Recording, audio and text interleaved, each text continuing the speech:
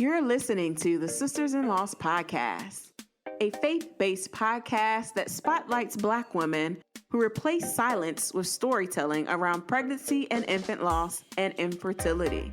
Black women experience miscarriage and stillbirth 4 to 5 times more likely than white women, according to the NIH and CDC.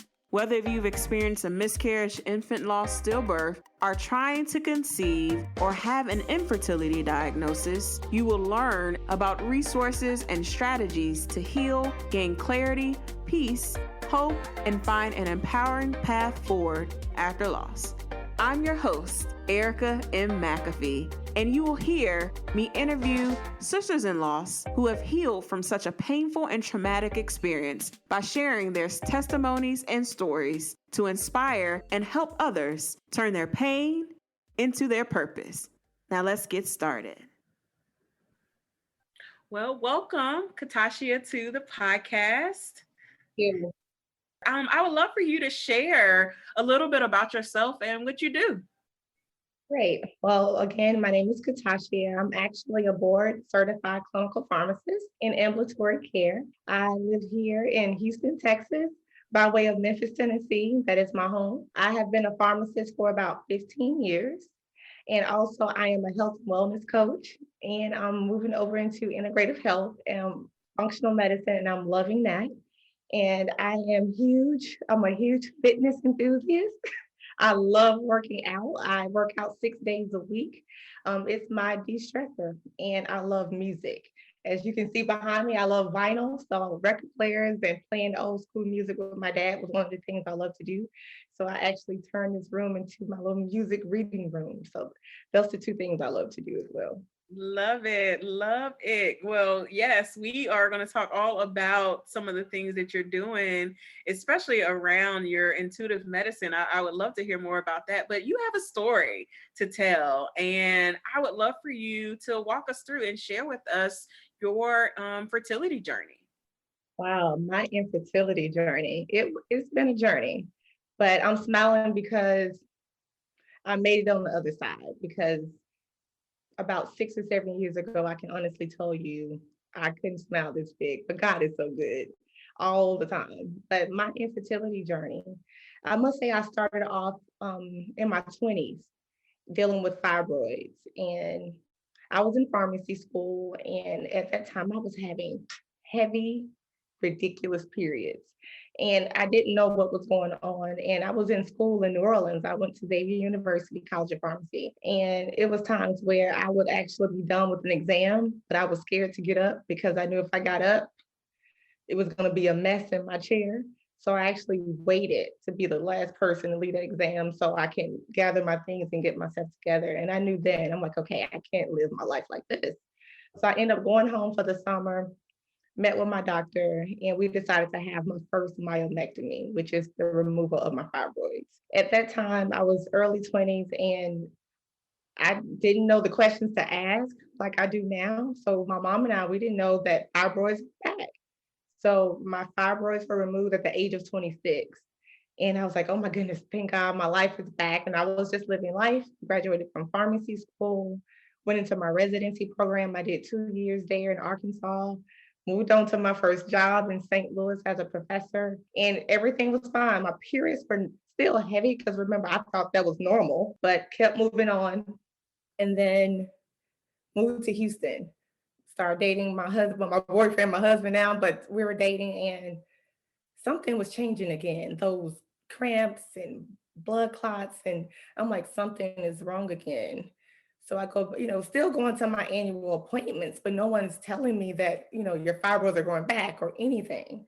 So 10 years later, at the age of 36, that's when my doctor here told me, you have fibroids, and oh my goodness, you need to consider another myomectomy unless you are looking to have children. And I'm like, well, I'm looking to have children. What are you saying? And she was like, a possible, I don't want you to continue to have having these fibroids removed, and you should consider a hysterectomy. I'm like, wait a minute, stop the brakes. Like, wait, no.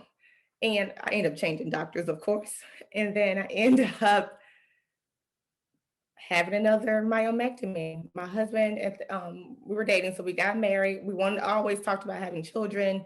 So we were like, okay, let's get started. Let's start having some children, right? We tried and went to all the doctors, and that's when one of my doctors finally diagnosed me with endometriosis. No one ever told me that I had endo, and that makes a lot of sense now because of the severe pain. When I tell you, it was pain past 10. I just couldn't understand. Ibuprofen 800 wasn't working, but I suffered through this pain because I knew I wanted to have children. We wanted to have children, and had that second myomectomy, and we did all the tests, the dye test, my tubes were closed. So we were doing everything to try to have children. Um, and my doctor said, okay, once you have this myomectomy within 6 months, you need to try to get pregnant because your fibroids may grow back. And I can honestly say, Erica, we tried and we did everything medicine wise to try to make this happen. And this is where I felt like the bottom fell out because I couldn't sleep in a bed. I was in so much pain, I had to sleep on the floor. And my husband, great man, he would come lay on the floor with me because the bed was, I couldn't sleep there. I would literally have to sit up in the bed to go to sleep because I just didn't know what was going on. So when we went back to the doctor, that's when she told me my fibroids were back and back with a vengeance, honestly. So my fibroids on the MRIs and all the tests, they can see them all, but they couldn't see everything. So she said, honestly, I wouldn't know what's going on until we go inside. And that's when she recommended, this is my OB-GYN, to go to a reproductive endocrinologist and said, okay, let's go there. And maybe she's more well-versed than I am. I think you should go there. And I went to her, and same conversation kept coming up about this hysterectomy. I'm in severe pain, can't sleep, honestly, going to the bathroom every 30, 40 minutes. It was a rough time. And she said that we had a serious conversation about a hysterectomy. And I'm like, no, I want to have children. And I want to birth my kids. I have visualized myself being pregnant. I always wanted to be a mom. I just knew this wasn't happening to me. And at the age of 38, I had a hysterectomy. I've never been pregnant.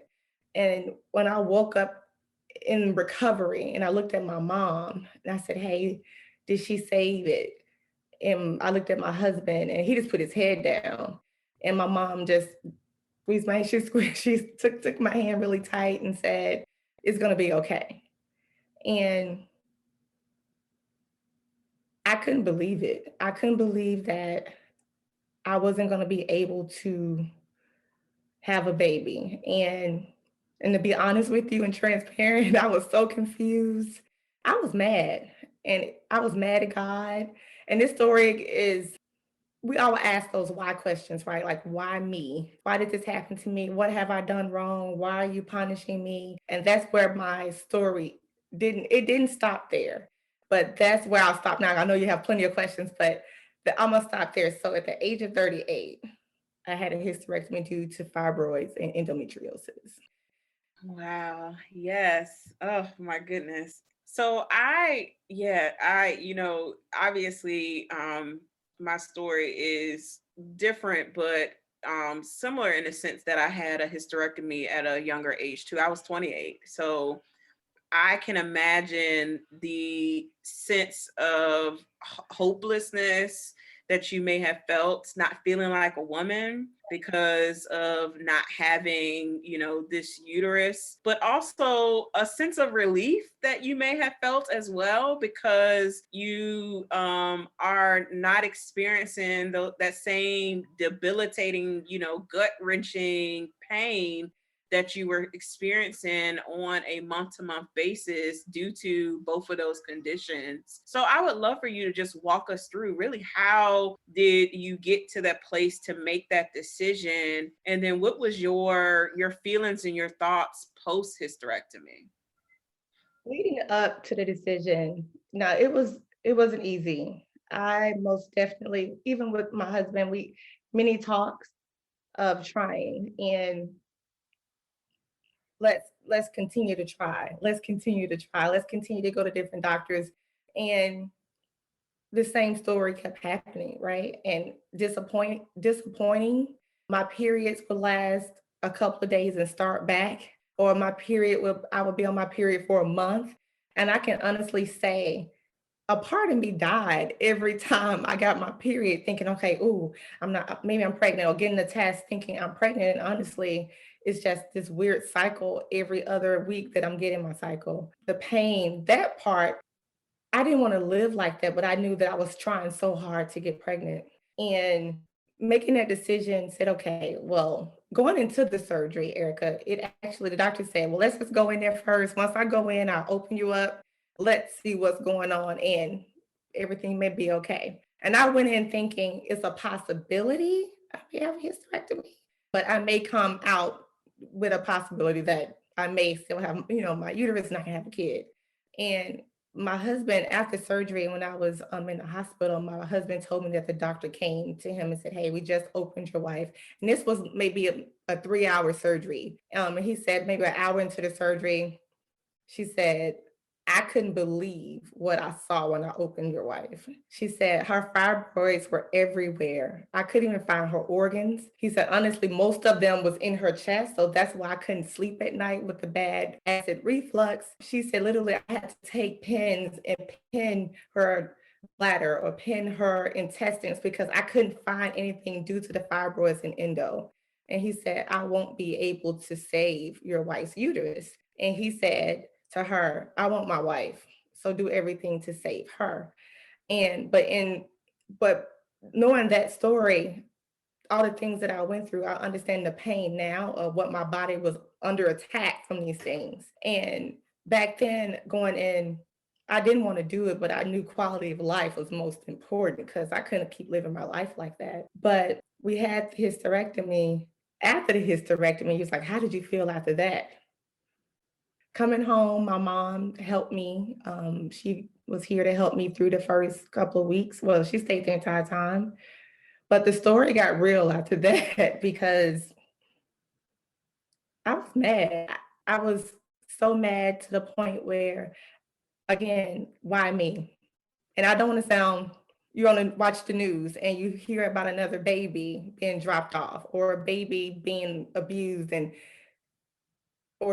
I'm not talking about anyone or a teenage pregnancy. I'm not talking about that, or another teen pregnant. I'm like, Lord, what about me? Able to give a life to a baby. Why me? And those questions kept coming up. But I must say that after that hysterectomy, life stopped for me. I stopped going to church. I stopped doing everything because I even gave my kids out like, hey, I know we've been married a couple of years. This is your time. You can just go because I can't give you what you want and you can just leave. I just have to do this by myself. And he was like, no, I'm not leaving you. And saying all that, I always tell people there's 3 things I learned on this journey because have you ever been through so much pain, where God actually said, hey, I'm going to teach you something about this because, I went through this because he wanted me to learn something. And I was ashamed of my story. I didn't talk about it. Don't ask me about it. And it's funny now that I'm on the other side of this journey, I reached out to you or reaching out like, I feel my story can really change someone's life because somebody's story changed mine. So my 3 lessons came from this story. I always say, keep the faith. Remember, I told you that I stopped going to church. I just God gave up on me. And about a year into it, the Holy Spirit spoke to me. He was like, go to church. And I heard it like clear, like go to church tomorrow. And it was a Saturday evening. I'm like, I'm not going to church. And I went. I mean, because I heard clear, go to church. I even told my husband, we're going to go to church tomorrow. Reverend Tamla at my church, she was an intern at the time, and she was doing her first sermon. And her sermon was about her infertility journey. I was crying in the church because I was like, God, you're funny. Because in 11, 12 months, I haven't been here, wasn't even trying to even hear anything you had to say. And I came to church this Sunday and heard her say her story, her testimony of what she went through. And I needed to hear that He is an on-time God. And at that time, that's when Reverend Tamla said she was starting a support group called The Waiting Room. And that changed my life. So it was rough up to that point. And don't get me wrong, I went to this support group, but I wasn't talking. So I think the first lesson here was keep the faith. That was my first lesson on this journey, because the waiting room was a place of peace, a little bit, a place to be open.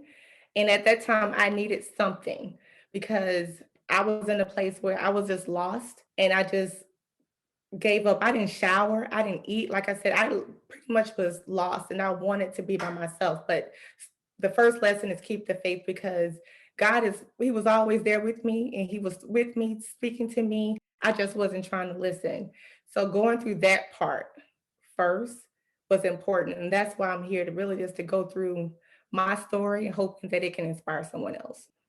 Absolutely love that story, and thank God for his discernment to tell you go to church, because ultimately you would have went there to hear the message you needed to hear to get to the place of healing that you're at now, you know. And thank God for her being transparent enough to share her testimony in from the pulpit, and thank God for the pastor allowing that to happen, you know, because a lot of folks don't like to talk about the waiting period and what infertility may look like in the Black church. And I'm sure you have some comments and you know about that. But I would love to talk about how you transition from, you know, this place of healing to really focusing on wellness and really using, you know, exercise, and now using all of these other types of modalities and to help other women get to a place of their healing and wellness physically, but also, you know, internally as well. Good question. That takes me to my second lesson, really, that I learned was to accept the facts. Now, accepting the facts, period, with anything in life is really hard.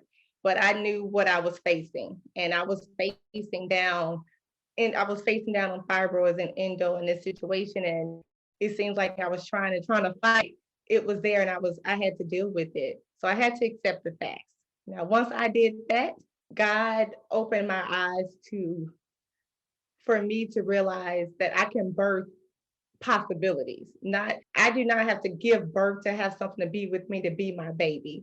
So that was actually took me to the health and wellness part. So a little bit about that journey, being on this journey and after my hysterectomy, I lost my father before that, and then this infertility journey, I didn't put myself first. I didn't, and I gained. And as a pharmacist, I manage patients with diabetes and high blood pressure and high cholesterol. So I know about diet and exercise and making sure my patients are following those things of better health, optimal health. But I lost that along my journey, right? So how can I tell you about something that I'm not doing?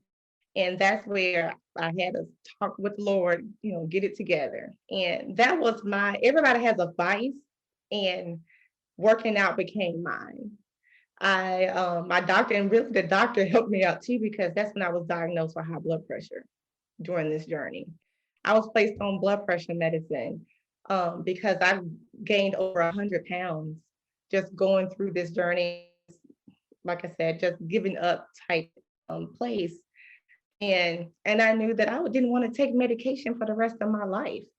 And I begrudgingly took the medication because as a pharmacist, I know that the number one risk factor is a stroke with high blood pressure. So I was like, you know what? No. And I'm not going to do this. So I actually got it together and did it the old fashioned way. I, cleaned up my diet, started exercising, prayer, and self-love and self-care. I talk about there are two different things. So I had a little bit of self-love, self-care to get my life in order. Self-care meaning, yes, I had some massages or, stretching, things like that. For me, reading a book, meditating, prayer, but also self-love is, getting a personal trainer. I had a nutritionist, those things that helped me because I knew what to do, but I also needed some assistance. We all need a little help. So I lost over 100 pounds, and I'm still losing. And my patients, my clients saw me lose this weight in real time. They're like, oh my goodness. So the things that I'm telling them, they're seeing me do it, which means what? That's motivating them. And we're having conversations now, not just about medication. We're not having conversations about, we're having real life conversations now, like, hey, I've been in a place where I've been depressed. I've been in a place where I lost my father. So I totally, I can relate, because some people say, oh, you have DR in front of your name, but I'm human. I have life experiences as well. So with that, that went into the wellness part of it, of, meditating and journaling, having that time alone. And so that's how I started to switch over to more of the health and wellness, being more natural. Because again, I came off the medication within 60 days. I wanted to say that too. So I came off the medication and I actually decreased my medication myself. Now, please do not do that. I'm a healthcare professional, but that's what I do on a daily basis because my blood pressure was dropping because of the weight that I was losing. So putting myself first, health and wellness was the best thing for me. And I, even through this process, that's when I meant the Lord birthed something through me. No, I didn't have a baby, but birthed a business. And now I'm, the founder of Celebrate Health and Wellness because that's important to me. Because helping women get to the other side of this is important. So just being able to speak with someone, not just about your health, but also about your wellness part. And that's what's important because God is always working on us. And he will use something or someone to do that. Now that's what I want to be for someone else.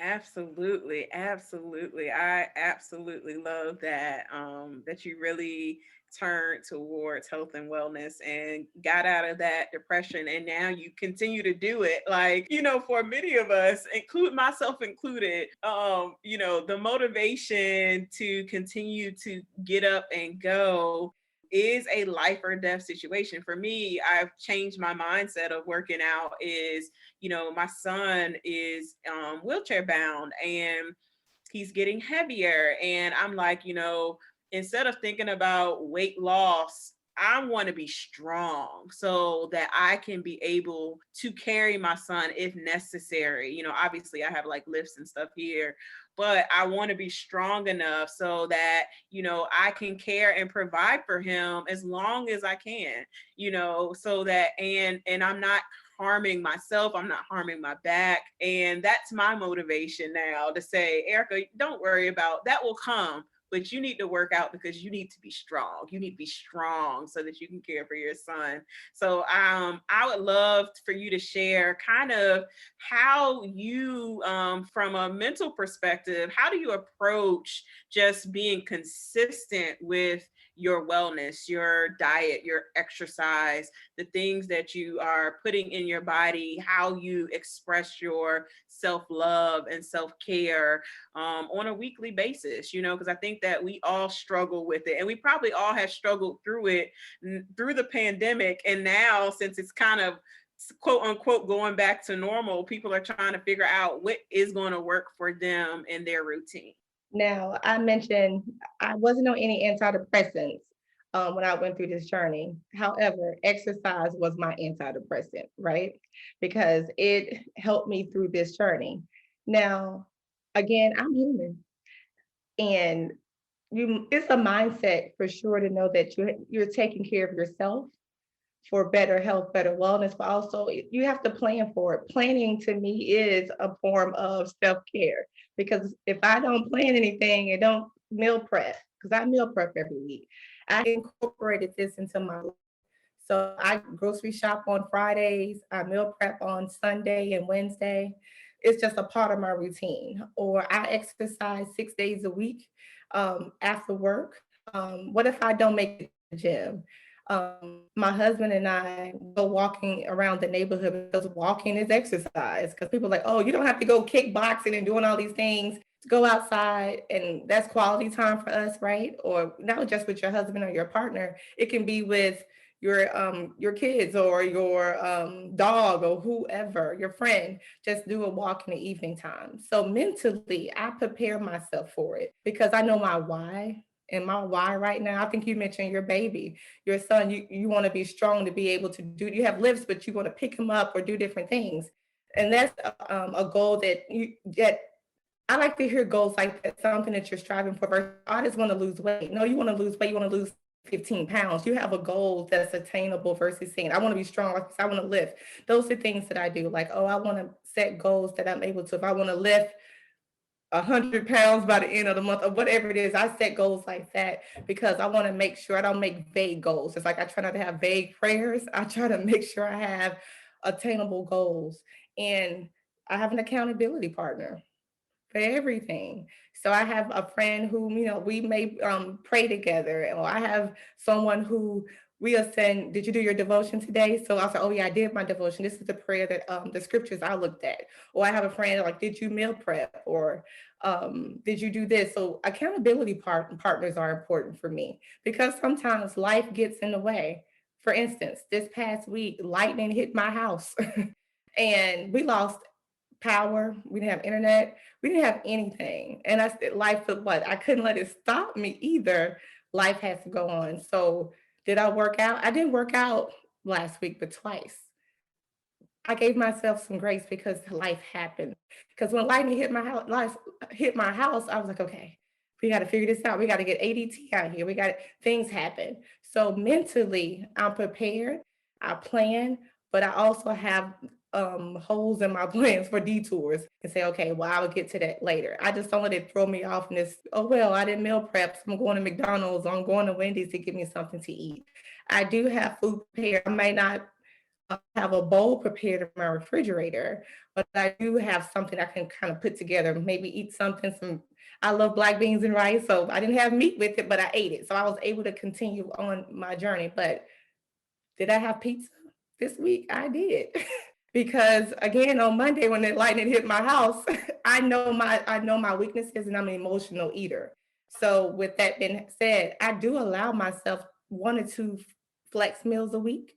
I do allow myself some grace. I work out every day, but I must say that I pray and give the Lord some time every day because that is the strength, and I need that strength, and I need Him. So that's one of the things I make sure that's a constant because life can get in the way. I don't want to ever, like I did during my journey, to put the Lord like, oh no, the Lord is to the side right now. No, I need Him in the forefront of my life. So that's constant. That helps me spiritually and mentally, and that can help me realize and give myself grace when things do happen in my life.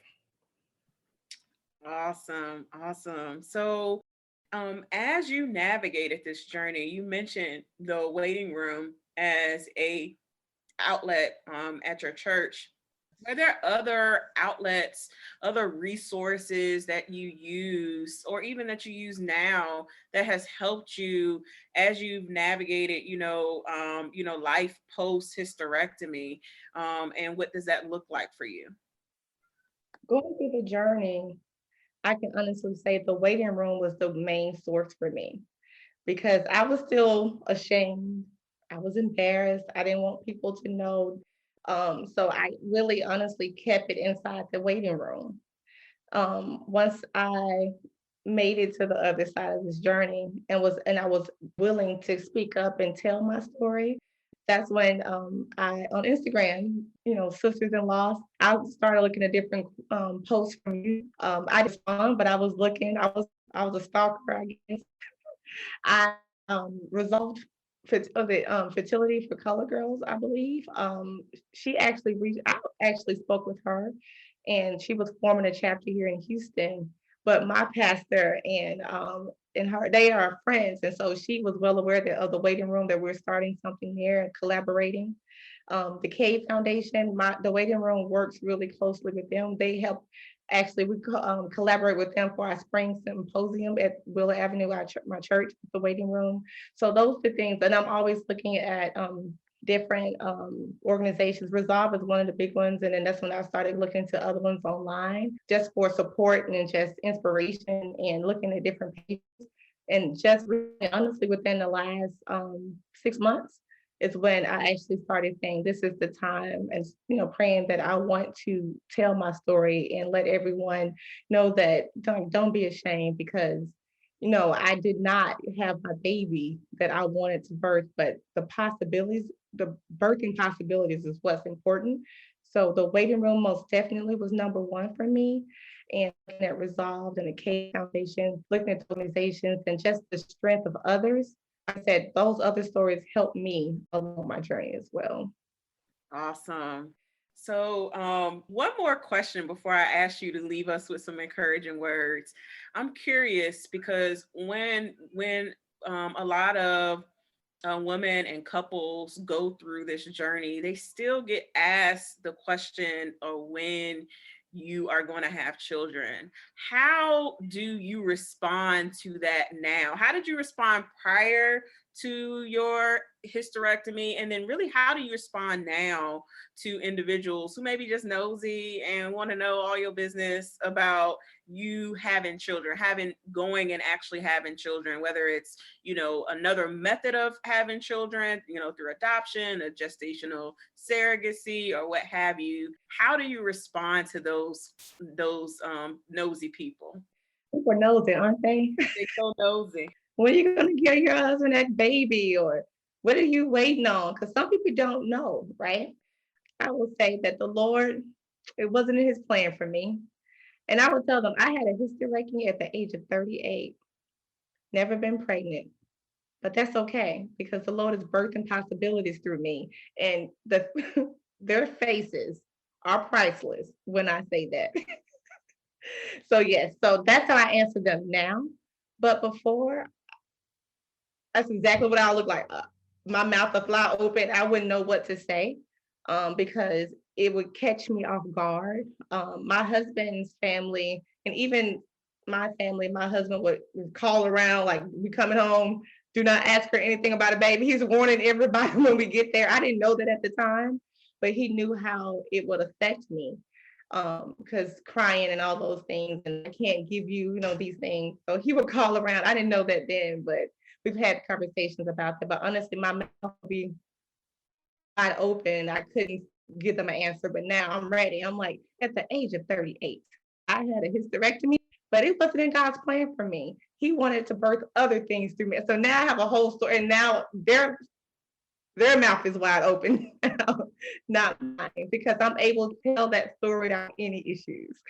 Perfect. I love that because the reason why I asked that is because of that. Because I think that a lot of people just think that people who are married, that's the natural progression. And obviously, for many couples it is, but people just don't know what they don't know. You don't know what couples go through, and it be our family. Granted, you got some nosy friends and associates and church members, but it be our families that be the ones that are just nagging, and we're just like, hold on, like, you don't know what we've been through. You don't know how much money we spent, how many surgeries I've done. You don't know our situation.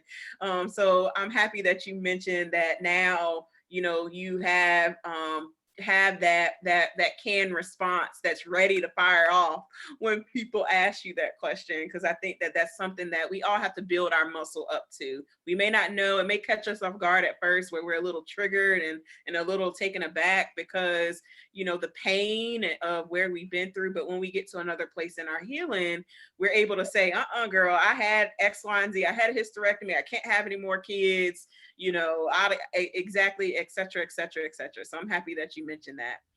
So I would love for you to leave our listeners encouraging words for those women who are in the wait, whether they've experienced and have underlying conditions. What encouraging words can you leave with them? Yes. One of the things I believe I saw this quote somewhere is that ugliest and messiest part of your journey will be the most powerful part of your testimony. Reverend Tamla's story was for me. The Holy Spirit spoke to me that day to say, go to church. And her story was just for me. And I'm hoping right now, talking to you, that my story is for someone else. I'm smiling. I'm happy because honestly, I was broken. I was broken in a million pieces. And I'm at peace. I found through this. And my third lesson, because I told you the other two, um, keep the faith, accept the facts, and tell my story. And I'm hoping that my story can help someone else, inspire someone else to know that don't be ashamed. It's going to take some time to get there. It did not happen overnight for me, but I'm on the other side of this journey now saying that I'm smiling because God is so good and I'm waiting for you on the other side so we can have this conversation. Because when you look back at it, you're going to say, man, I was broken. I went through it, but on this side, I'm at happy and peace. And the Lord is just going to be there still with you, holding you on the other side. And I'm hoping to be right there with you to hold your hand because this is what peace looks like.